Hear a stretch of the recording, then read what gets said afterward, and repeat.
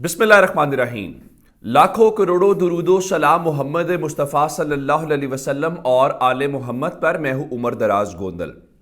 رات سے یہ شور مچا ہوا ہے کہ کیا ملک میں جو ناممکن چیز آج کل تصور کی جاتی ہے وہ بھی ہو سکتا ہے۔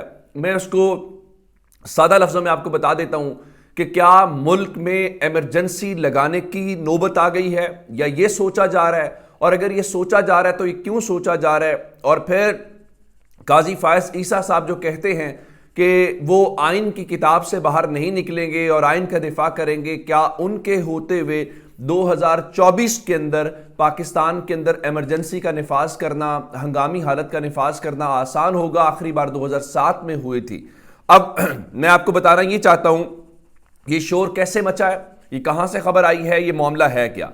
آپ جانتے ہیں کہ کاغذات نامزدگی جو مسترد کل دھڑا دھڑ کیے گئے ہیں، اب ان کے خلاف اپیلیں ہو سکیں گی۔ یہ اپیلیں جو ہیں وہ 3 جنوری تک جو ٹرائیبیونلز بنائے گئے ہیں، ایپلٹ ٹرائیبیونلز، ان ایپلٹ ٹرائیبیونلز کے اندر ہائی کورٹس کے اندر کی جائیں گی، اور 10 جنوری تک ان کے اوپر فیصلہ کرنا ضروری ہے، ان ہائی کورٹس نے کرنا ہے۔ اور اس کے بعد 13 جنوری کو امیدوار جو ہیں ان کو انتخابی نشان الاٹ کر دیے جائیں گے، یعنی وہ اپنے پارٹی ٹکٹس جمع کروا دیں گے 10 کے بعد، اور اس طرح سے وہ اپنے پارٹی کے نشان کے اوپر الیکشن لڑ سکیں گے۔ اب گیم اگلے 10 دن کی ہے جس کے بعد یہ معاملہ ہونا ہے۔ اب صورتحال اس کے اوپر ہے کیا؟ مثلاً کنور دلشاد جیسے لوگ جو ہیں، جو حکومت کے اندر بیٹھے ہوئے ہیں، نگران حکومتوں کے اندر ہیں، وہ کہتے ہیں جناب دیکھیں پی ٹی آئی امیدواروں کے کاغذات نامزدگی بلا وجہ مسترد نہیں ہوئے۔ جی پاکستان کی تاریخ میں پہلی بار یہ جو آپ نے ریکارڈ بنایا ہے، اس ریکارڈ کو لے کے آپ بالکل کہہ سکتے ہیں یہ بلا وجہ مسترد نہیں ہوئے۔ یہ صوبائی حکومت ہے، دوسرا وفاقی حکومت ہے، اور وفاقی حکومت کے حوالے سے وہ جو مرتضیٰ سولنگی صاحب ہیں وہ یہ فرماتے ہیں جی الیکشن سے متعلق معاملات سے نگران حکومت کا کوئی تعلق نہیں ہے۔ بالکل ٹھیک ہے، وہ جو گرفتاریاں ہوتی ہیں، وہ جو آر اوز کے دفتروں کے باہر سے تجویز کنندہ، تائید کنندہ وکلا کو گرفتار کیا گیا ہے، وہ ظاہر ہے کہ کوئی خلائی مخلوق تھی، کوئی کسی اور ملک سے آئی ہوئی پولیس یا کسی اور ملک سے آئے ہوئے وہ لوگ تھے جو پاکستان کے اندر ان لوگوں کو گرفتار کر رہے تھے۔ وہ کہتے ہیں جی کاغذات نامزدگی مسترد ہونا یا منظور ہونا آئینی عمل کا حصہ ہے، اور اس میں جو الیکشن کمیشن ہے صرف اس کا ہی عمل دخل ہے، اور ہمارا کام الیکشن کمیشن کی مدد کرنا ہے۔ اب یہاں پہ اصل میں ہوا کیا ہے؟ اصل ہوا یہ ہے، یہ جو کاغذات نامزدگی ہیں یہ مسترد کرنے کے حوالے سے حامد میر رات کو کہہ رہے تھے، ایون ان جیسے لوگ بھی، کہ دیکھیں نون لیگ کو انتہائی بھونڈے طریقے سے پاکستان کے اوپر مسلط کیا جا رہا ہے، اور ان کے مطابق جس طریقے سے مسلط کرنے کی کوشش کی جا رہی ہے اس سے 8 فروری کے بعد بحران حل نہیں ہوگا، بلکہ یہ بحران جو ہے وہ مزید بڑھتا ہوا جائے گا۔ اچھا میں آپ کو ایک بات بتاؤں، نواز شریف جب بھی وزیر اعظم بنے ہیں وہ ایسے وزیر اعظم بنے ہیں، لیکن اس پر ہوا کیا ہے؟ اس پر ہوا یہ ہے کہ سوشل میڈیا کا دور ہے اور لوگوں نے اس ایک ایک چیز کو بے نقاب کر دیا۔ میں آپ کو ایک مثال دینا چاہتا ہوں، 2013 کے اندر یہ وزیر اعظم بنے، اور اس وقت کے جو اپوزیشن لیڈر تھے خورشید شاہ، انہوں نے اسمبلی فلور کے اوپر کھڑے ہو کے کہا کہ جناب یہ چوری نثار اور شہباز شریف جو جا کے ملتے رہے ہیں راتوں کو، اب ڈگی والی بات نہیں ہے، وہ پرانی بات ہے، تو اس کے نتیجے میں یہ سب کچھ ہوا۔ اب اصل میں صورتحال ہوئی کیا ہے؟ صورتحال یہ ہے کہ کاغذات مسترد کہاں سے ہوئے ہیں یہ سب کو پتہ ہے، کہاں سے لسٹیں آئیں، کہاں سے ان کو کہا گیا کہ آپ نے ان لوگوں کو صفایا کر دینا ہے۔ کچھ چند حلقے ہوں گے، 2 درجن بھی حلقے نہیں ہوں گے جہاں پہ تحریک انصاف کے امیدوار، وہ بھی وکلا ہیں، جیسے لاہور کے اندر سلمان اکرم راجہ ہیں، ادھر بابر اعوان، اس قسم کے وکلا کے، علی اعجاز بٹر بھی ہمارے دوست اس میں ہوئے۔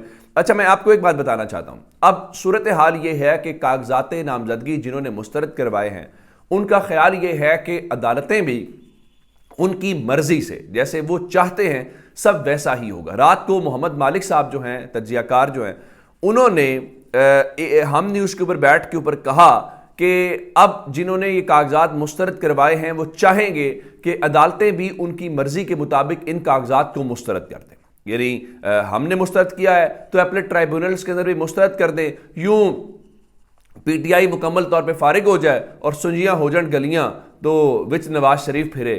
تو وہ صورتحال ہے. اب ان کے مطابق اگر یہ کاغذات نامزدگی جو مسترد کیے گئے ہیں اور عدالتوں سے بحال ہو جاتے ہیں, جو کہ میرٹ کے اوپر یہی بنتا ہے کہ وہ بحال ہو جائیں, تو ان کے مطابق جو اگلی لڑائی ہے پھر وہ اسٹیبلشمنٹ اور عدلیہ کے درمیان ہوگی. انہوں نے ایگزیکٹو کا لفظ استعمال کیا, پھر انہوں نے مزید اس کی وضاحت کی کہ ایگزیکٹو سے مراد اسٹیبلشمنٹ ہے, اور پھر یہ سیدھی سیدھی لڑائی اسٹیبلشمنٹ اور عدالت سپریم کورٹ کے درمیان جو ہے وہ شروع ہو جائے گی. اچھا, یہ تو اس سے لگتا کیا ہے؟ اس سے لگتا یہ ہے کہ لوگ کہہ رہے ہیں کہ ایسا نہ ہو پورے نظام کو لپیٹ دیا جائے, اس چکر کے اندر چیزیں نہ ہوں. اچھا, دوسرا ایمرجنسی والی جو بات ہے, یہی بات حفیظ اللہ نیازی نون لیگ کے خاصے قریب ہے اور عمران خان کے خاصے ناقد ہیں. انہوں نے بھی یہی کہا کہ دیکھیے یہ جو کاغذات نامزدگی ہیں, یہ کاغذات نامزدگی اگر میرٹ کے اوپر ظاہر انصاف ہو تو پھر تو عدالتوں کو یہ نامزدگی کے کاغذات بحال کرنے چاہیے اور ان امیدواروں کو الیکشن لڑنے کی اجازت دینی چاہیے. مثال کے طور کے اوپر وہ یہ کہتے ہیں جی ہم نے عمران خان کے کاغذات نامزدگی اس لیے مسترد کر دیے جی وہ نااہل ہیں. آپ نے نواز شریف کے کاغذات نامزدگی کیسے قبول کر لیے؟ مثلا نواز شریف کی عدالتی فیصلے کے ذریعے نااہلی تاحیات ہے. اچھا, بعد میں نون لیگ نے جو بھی وہ کیا جی الیکشن ایکٹ کے ذریعے فلاں فلاں, کیا ریٹرننگ افسر یہ طے کر سکتا ہے کہ نواز شریف کی نااہلی 5 سال ہے یا تاحیات ہے؟ یعنی اس اصول کے اوپر تو پھر نواز شریف کی نااہلی تاحیات ہے, ان کے کاغذات منظور نہیں ہونے چاہیے تھے لیکن منظور کیے گئے ہیں. یہ ہے پاکستان کے اندر یعنی ریٹرننگ افسر جو ہے, جو ہو سکتا ہے علاقے کا اسسٹنٹ کمشنر ہو سکتا ہے کوئی بھی آفیسر جو بھی لگائے انہوں نے, وہ طے کر رہا ہے کہ نواز شریف کی نااہلی تاحیات نہیں ہے بلکہ وہ 5 سال تھی ختم ہو گئی تو جو نون لیگ نے کیا ہے وہی جو, حالانکہ سپریم کورٹ نے 2 جنوری کو کیس لگایا. اب حفیظ اللہ نیازی کے مطابق اگر عدالتوں نے یہ کیا تو پھر آپ تیار ہو جائیں, پھر جو پی سی او ہے یعنی جو ایمرجنسی لگتی ہے وہ ہو جائے گا جس طرح جنرل مشرف نے لگائی تھی, تو پھر ملک کے اندر جو ہے وہ ایک نئی اسٹیبلشمنٹ, اور ان کا بھی یہی کرکس تھا ان کا بھی جملے کا کہ اسٹیبلشمنٹ اور عدلیہ کے درمیان جو ہے وہ ہو جائے گا. اب اس وقت پرابلم کیا آ رہی ہے؟ دیکھیے وہ کسی سمجھدار نے کہا تھا کہ جب بھی نظام لپیٹا جاتا ہے اس میں ایک بڑی وجہ ہوتی ہے. سیاستدان بیچارے تو پہلی لائن کے اوپر ہے, نون لیگ کوئی ریزسٹ کر رہی ہے, پیپلز پارٹی ریزسٹ کر رہی ہے. اس سیانے آدمی نے کہا تھا کہ یاد رکھیے گا جب بھی ایمرجنسی لگتی ہے یا مارشل لا لگتا ہے یا جب بھی نظام کو لپیٹا جاتا ہے تو وہ عدالتوں کو لائن پہ لانے کے لیے ہوتا ہے. چونکہ رائٹ نو عدالتیں کسی حد تک جو ہے وہ یہ کوشش کر رہی ہیں کہ یہ جو گند ملک کے اندر پھیلایا جا رہا ہے, یہ جو الیکشن کے نام کے اوپر ایک فراڈ کیا جا رہا ہے قوم کے ساتھ, یہ الیکشن نہیں ہے. تو اس فراڈ کے حوالے سے عدالتیں چاہ رہی ہیں کہ وہ جتنا ریلیف دے سکتی ہیں وہ اتنا ریلیف دیں.